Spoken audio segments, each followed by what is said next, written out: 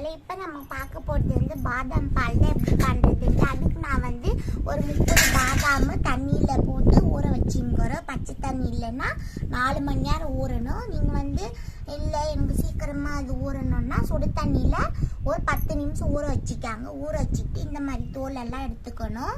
இந்த மாதிரி தோல் எல்லாம் எடுத்துட்டு ஒரு பவுலில் சேர்த்திக்கலாம். நம்ம இந்த மாதிரி எல்லா தோலும் எடுத்துக்கலாம்.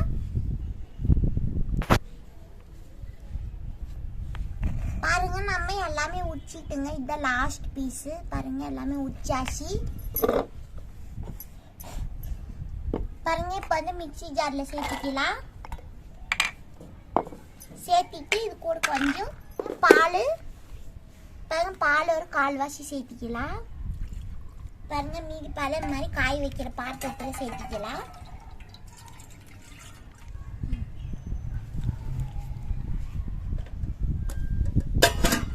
பாருங்க, இப்போ 2 ஏலக்கி இது கூட சேர்த்திக்கிறோம். சேர்த்திட்டு இப்போ மிக்சியில் ஆட்டின்னு வந்துடுறேன் நான். பாருங்க, நைஸ் ஆட்டின்னு வந்தாச்சு. பாருங்க, அப்பயும் நம்ம பாத்திரத்தில் சேர்த்தவங்களே பால் எப்படி நான் ஸ்டவ் மேலே வச்சு நல்லா காய வச்சுக்கலாம். ஸ்லோ ஃப்ளேமில் வச்சு நல்லா காய வச்சுக்கலாம். நம்ம காயிட்டும் ஒரு பாருங்க, நம்ம வந்து கெட்டியான பால் சேர்த்திங்கிறதுனால இது வந்து அடியில் பிடிக்காம இருக்கிறதுக்கோசரமும் ஆடை கட்டாமல் இருக்கிறதுக்கோசரமும் நீங்கள் அப்போ கொஞ்சம் இப்படி தொலாவி விட்டுக்கணும். பாருங்க, இப்போ பால் நல்லாவே காஞ்சி கொதிக்குது. இப்போ நான் வந்து 2 டேபிள் ஸ்பூன் சர்க்கரை எடுத்துக்கிறோம். அதையும் நம்ம சேர்த்துக்கலாம். சேர்த்துட்டு மிக்ஸ் பண்ணிக்கலாம்.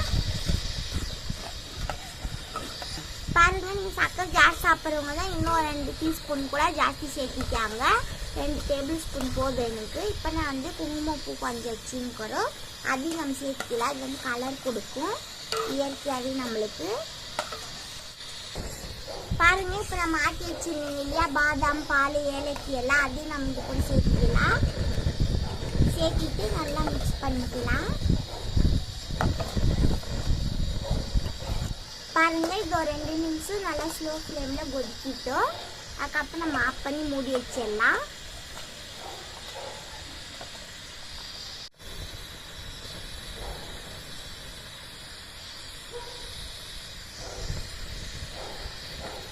பாருங்க, இப்போ நான் வந்து ஸ்டவ் ஆஃப் பண்ணிட்டோம். ஆஃப் பண்ணிட்டு இது மூடி வைக்கலாம். கொஞ்ச நேரம் ஆனால் தான் அது குங்குமப்பூ கலர் நல்லா சூப்பராக உள்ள இறங்கி நம்மளுக்கு நல்ல ஒரு ஃப்ளேவரில் நல்லா கிடைக்கும். கொஞ்சம் ஆறிட்டோம். அதுக்கப்புறமா நான் உங்களுக்கு காட்டுறோம் எப்படி வந்து. பாருங்க, பாதாம் பால் அப்படியே நான் காட்டுற சொன்னீங்க இல்லையா. பாருங்க, நல்லா திக்காக நல்லா இருக்குது.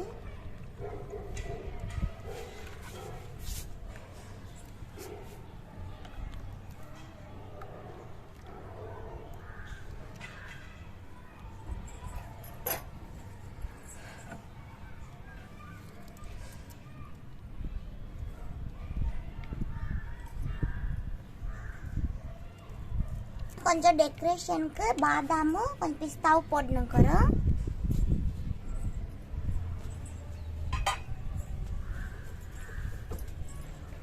நம்ம சூப்பரான பாதாம் மில்க் ரெடியாக இருக்குது. நீங்களும் இதே மாதிரி செஞ்சு பாருங்கள். பிடிச்சிருந்தா சப்ஸ்கிரைப் பண்ணுங்கள், கமெண்ட் பண்ணுங்கள், ஷேர் பண்ணுங்கள். உங்கள் முறை பெற்றுக்கொள்கிறேன். நன்றி, வணக்கம்.